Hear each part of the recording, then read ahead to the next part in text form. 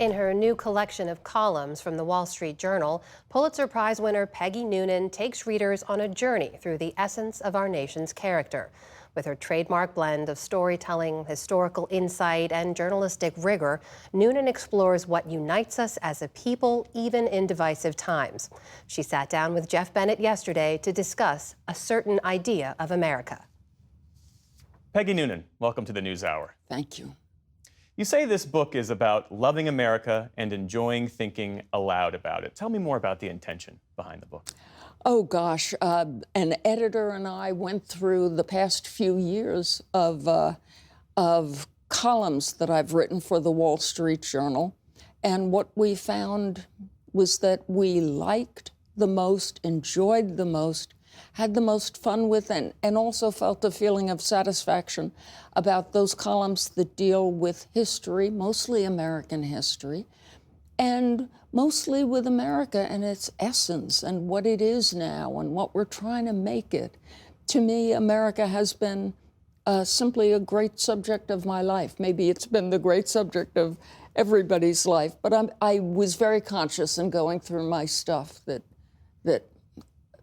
it's about America. Yeah. Reading these columns, it made me wonder, how do you view your role and your responsibility as a public thinker, a public writer, a columnist? Oh, that's a great question. I think maybe both David Brooks and I think, and many columnists simply think, try to be honest about the world that you think you're seeing around you, then try to say it clearly. And maybe honesty and clarity together will equal some kind of small helpfulness, you know? There's a chapter that stood out to me because it has two columns in it. You know where I'm going with this. Yeah, I do. And the title is, "It Appears He Didn't Take My Advice." One column is about Donald Trump, the other column is about Joe Biden. And it strikes me that presidents are in many ways, they're avatars for our collective ambitions, our hopes, our dreams, our frustrations, our grievances. Yeah. When you think about Joe Biden and Donald Trump, who are very different, what do they reveal about us as a nation? That's an important question. With Joe Biden, I'm not sure. It seems to me he had a historical purpose, and that was end one time, and he hoped begin another. Instead, he sort of ended, and then the thing he ended came back. Donald Trump came out of an American governmental reality that wasn't working anymore. I mean, people were looking at Washington as that thing that gave us two long unwon wars, that thing that didn't notice the 2008 economic crisis was coming, that thing that can't handle a pandemic. I think he came out of grave frustration. I think he was a dramatic character who people picked dramatically. They had a consciousness they were throwing the long ball when they picked him. As a former speechwriter for President Reagan and a special assistant to him, you had a front row seat to this significant foundational moment in American conservatism.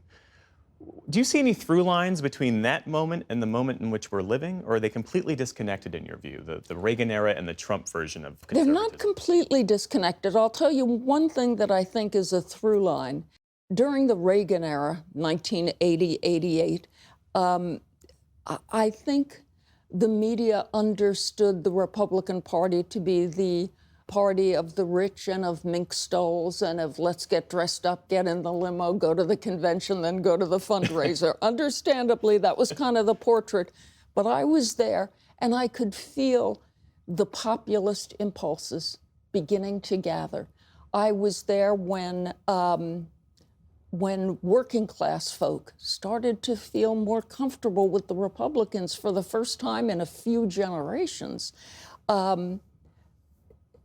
Reagan Democrats are now great-grandpa, but they're 30-year-old great-grandsons of populist nationalists. But I do kind of see a through line from one to the other. I was there for a party beginning to change.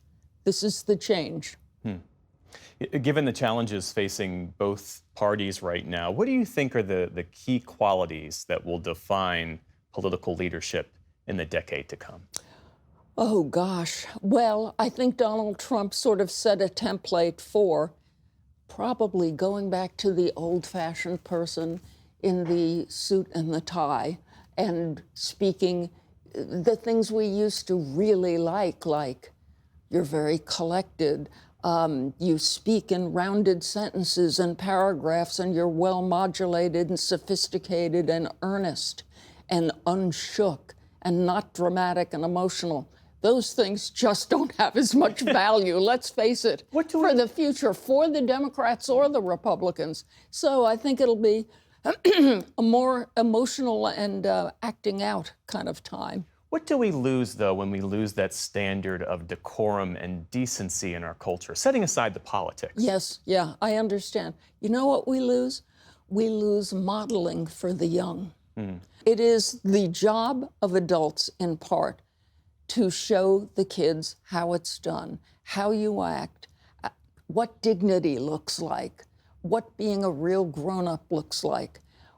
When we play those things down and think we don't need them anymore, you don't make much of an impression that way, you are telling the kids you have nobody to model yourself on. You're not giving them any social cues or emotional cues, and that means they're deprived of a certain seriousness which they could observe and later incorporate into their own presentation, and that's a loss. Yeah. I will tell you, I have read your writing for years. I've gone back and read your speeches, the speeches that you've written for President Reagan. You're one of my favorite writers. What piece of writing are you proudest of? Oh, gosh.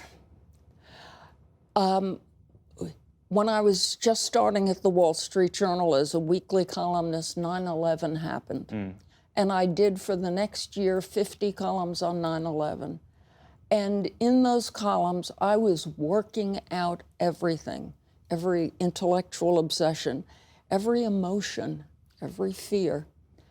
And it was the early days of me working online, and a community sprung up around my columns, where people who were going through exactly what I was were writing in after they read my column and sharing their experiences.